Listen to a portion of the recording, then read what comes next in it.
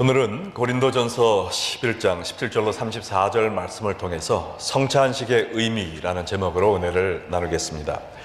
고린도전서 11장과 12장에 보면 고린도 교회 예배 중에 발생한 문제 3가지가 기록되어 있습니다.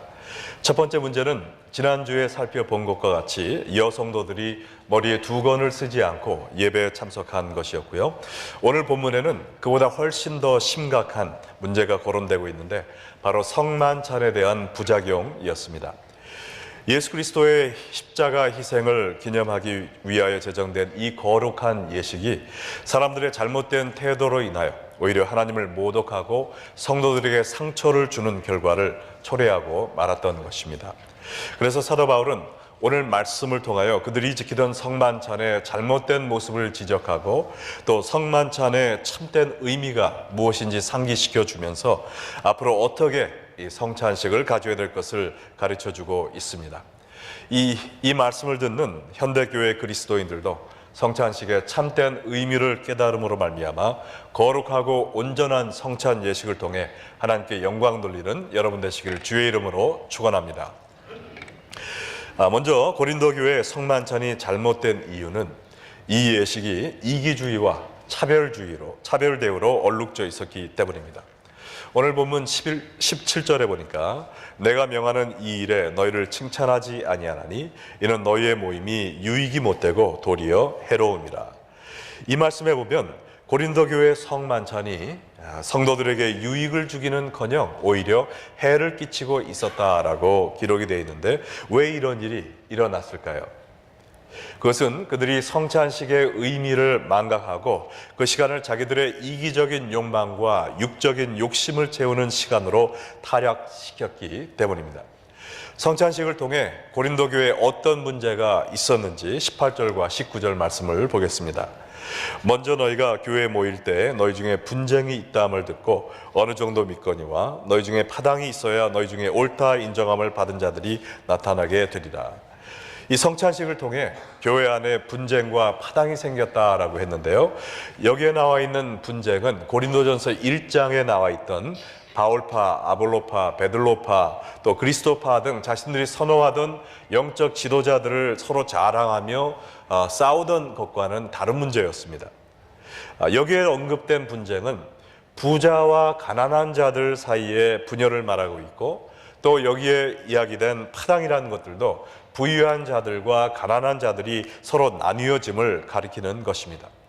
그러면 도대체 그들이 성만찬을 어떻게 지켰길래 부자와 가난한 사람들의 틈을 벌어지게 하는 예식이 되었던가?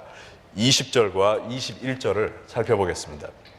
그런즉 너희가 함께 모여서 주의 만찬을 먹을 수 없으니 이는 먹을 때 각각 자기의 만찬을 먼저 갖다 먹으므로 어떤 사람은 시장하고 어떤 사람은 취함이라. 예수님께서 최후의 만찬을 드시면서 그 자리에서 성찬 예식을 제정하셨던 것처럼 초대교회 성도들은 성찬식을 나누기에 앞서서 애찬식이라 일컬었던 친교 식사를 함께 나누었습니다. 이 모임은 주로 큰 집을 갖고 있던 부유한 교인의 집에서 모였는데요. 노예도 있고 또 시간이 넉넉했던 부자들은 이 모임에 일찍 왔고 또 음식을 가지고 올 때 기름기 있는 좋은 음식을 갖고 왔던 것입니다. 그러나 남의 밭에서 일하거나 아니면 노예 신분으로 일했던 가난한 성도들은 자기의 일을 마치고 오느라 늦게 왔고요. 또 사람들이 다 팟럭처럼 음식을 가지고 왔지만 돈이 없어서 음식을 준비하지 못할 때가 많았고 음식을 준비해 온다 하더라도 풀냄새 나는 채소 종류를 갖고 올 때가 많았던 것 같습니다. 근데 먼저 모인 부자 성도들이 음식 냄새가 너무 맛있게 올라오니까 우리 이 음식들 식기 전에 먼저 먹읍시다 라고 하고 자기들이 준비해 온 음식을 먼저 먹어서 또 그 애찬을 나누면서 어떤 사람은 포도주를 과하게 마셔서 취하는 사태까지 벌어졌다라는 것이죠. 얼마 후 가난한 성도들이 일과를 마치고 굶주린 배를 움켜쥐고 그 자리에 나왔을 때 좋은 음식들은 이미 다 없어지고 그릇에는 닭다리 하나만 딱 남아 있으면 그걸 보는 그들의 마음이 얼마나 상했겠습니까? 내가 돈 없고 힘없다고 이 세상에서 괄시받는 것만 해도 서러운데 이제 교회까지 와서 내가 이런 푸대접을 받는구나 하고 마음의 상처를 받았을 것입니다. 그러니 가난한 자들은 함께 모여 돈 많은 성도들이 우리를 이렇게 괄시할 수 있느냐라고 불평을 했고요. 또 부유한 자들은 아니 자기들이 늦게 와서 음식이 없는 걸 보고 우리한테 뭘 어떻게 하라는 거야 하면서 대응했던 것입니다. 그 당시 이 애찬식 뒤에 성찬식이 따랐기 때문에요. 예배 전에 혹은 예배 후에 따로 이러한 예식을 가진 것이 아니라 그 애찬식 자체가 예배였던 것입니다.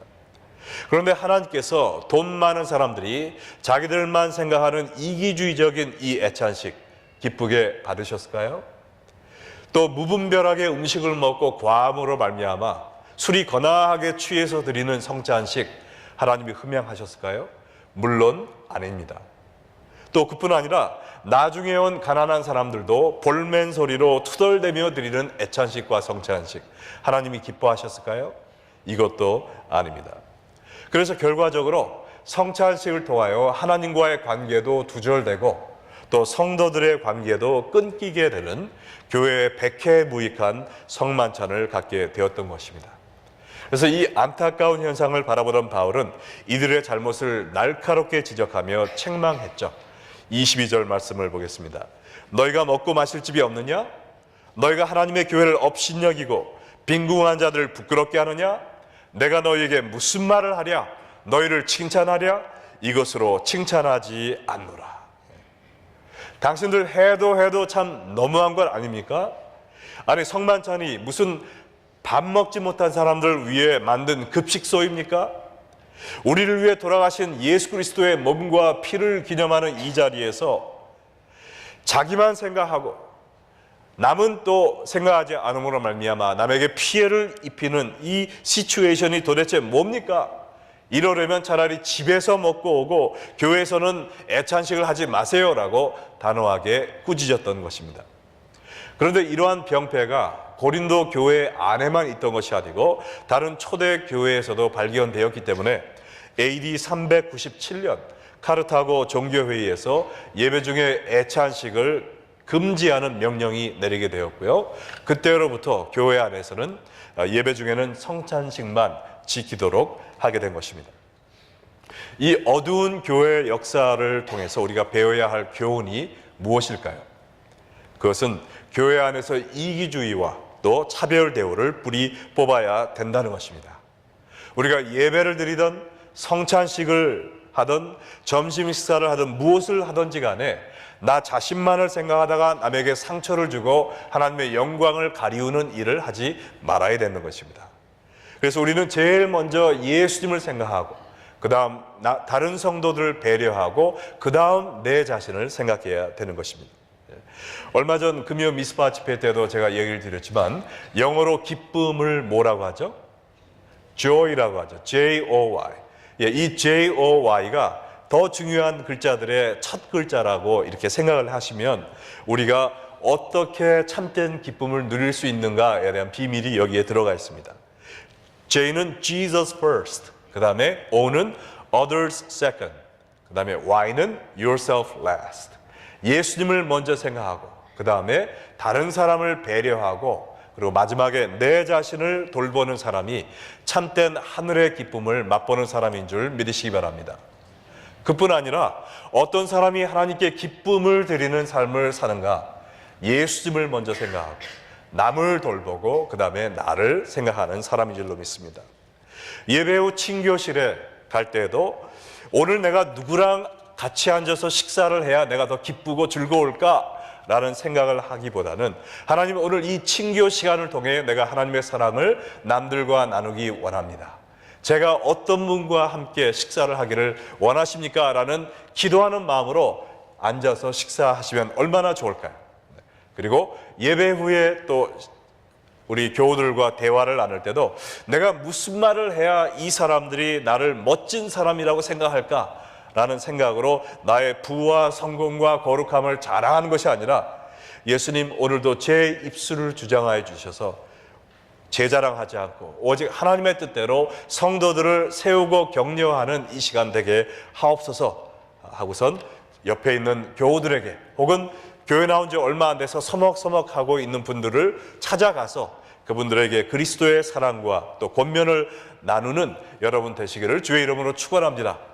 그래서 나 자신은 십자가 뒤에 숨기고 오직 예수님만 자랑하면서 그리스도의 사랑으로 서로를 배려하는 레이크뷰 언약교회가 되기를 주 예수의 이름으로 소망합니다. 교회는요, 나의 부와 거룩함을 자랑하는 박물관이 아닙니다. 여러분, 제가 얼마나 훌륭한 사람인지 보세요. 제 자녀가 얼마나 성공했는지 들어보시겠어요? 제가 기도를 얼마나 열심히 하는지 자랑하는 박물관이 아니라 오히려 죽어가는 죄인들이 예수 그리스도의 복음으로 말미암아 생명을 얻고 치유함을 받는 영적 병원입니다. 우리 모두 죄에 중독된 사람들이에요. 오직 예수 그리스도의 보혈로 말미암아 우리가 치유함을 받고 구원받을 수 있는 영적인 병자입니다. 그런 우리가 무엇을 자랑할 게 있겠습니까? 우리의 부족함을 고백할 것밖에 없는 거죠. 예수님만 드러낼 수밖에 없는 거죠. 그래서 우리가 병원에서도 중환자들을 제일 먼저 돌보듯이 교회 안에서도 있는 자들을 돌보는 것이 아니라 오히려 가난하고 힘 없는 자들, 심령이 곤고한 자들에게 먼저 주의 사랑을 전하면서 이기주의와 차별 대우가 없는 성경적인 사랑의 공동체가 되기를 주 예수의 이름으로 축원합니다.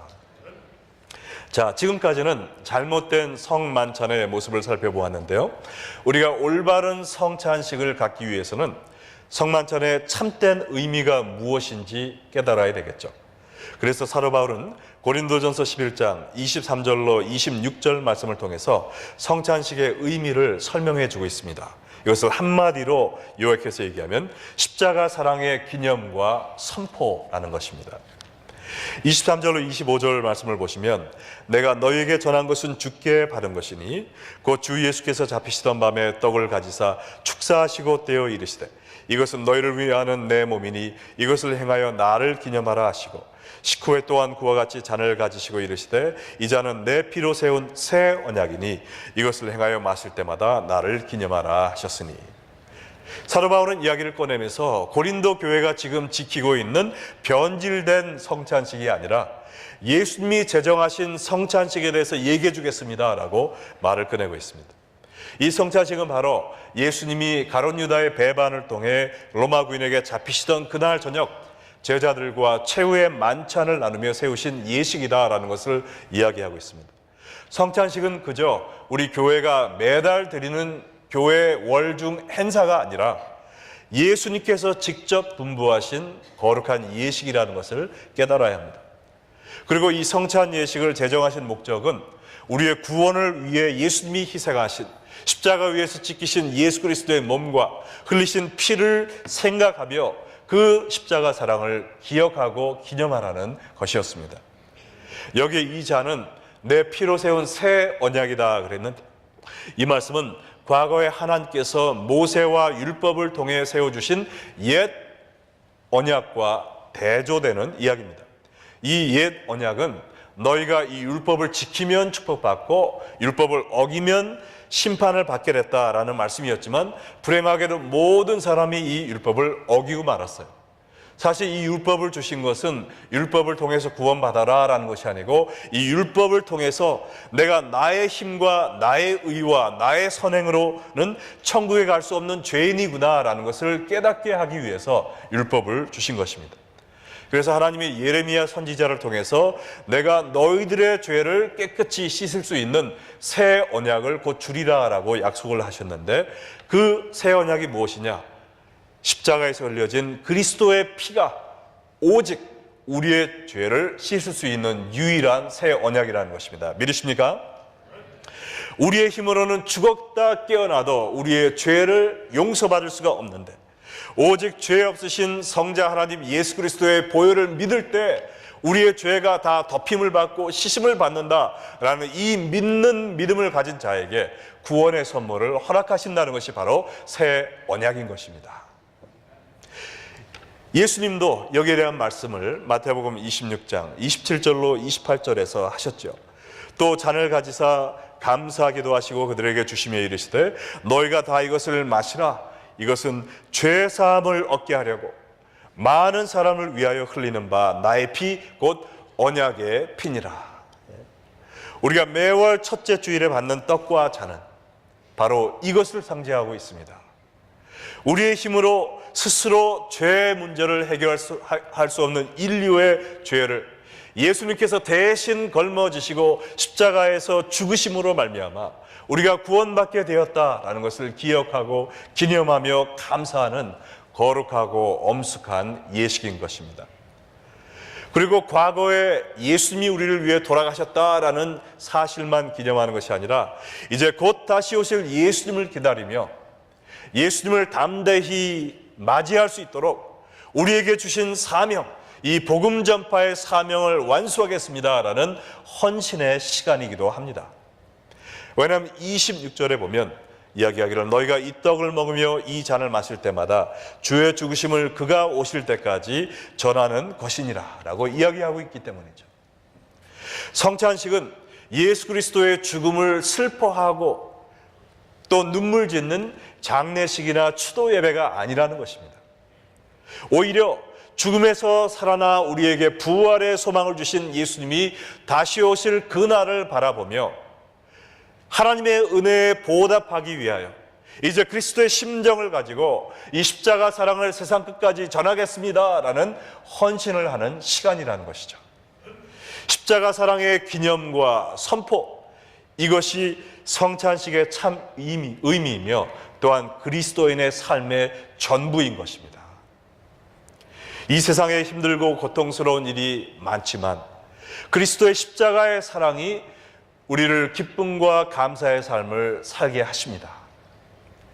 우리를 절망케 하고 낙심케 하려는 원수 마귀의 공격이 끊이지 않지만 다시 오실 예수님과 천국에서 영생복락할 생각을 할 때 우리의 사명인 영혼 구원과 세계 복음화의 목표를 향해 힘차게 전진할 수 있는 것입니다. 만약 이 말씀을 듣는 분들 가운데 낙심하여 쓰러져 있는 분들이 있다면 여러분 뒤를 돌아보시기 바랍니다. 2000년 전에 여러분의 죄를 지고 여러분 대신 십자가에서 돌아가신 예수 그리스도의 사랑으로 인하여 위로받으시기 바랍니다. 또한 눈을 들어 앞을 바라보시기 바랍니다. 이 험난한 세상에 우리를 영원토록 두고 가시는 것이 아니라 처소를 예비하면 데리러 오시겠다 약속하신 예수님께서 언젠가 오셔서 우리를 천국에 데리고 가실 것입니다. 그것을 믿고 승리하시기 바랍니다.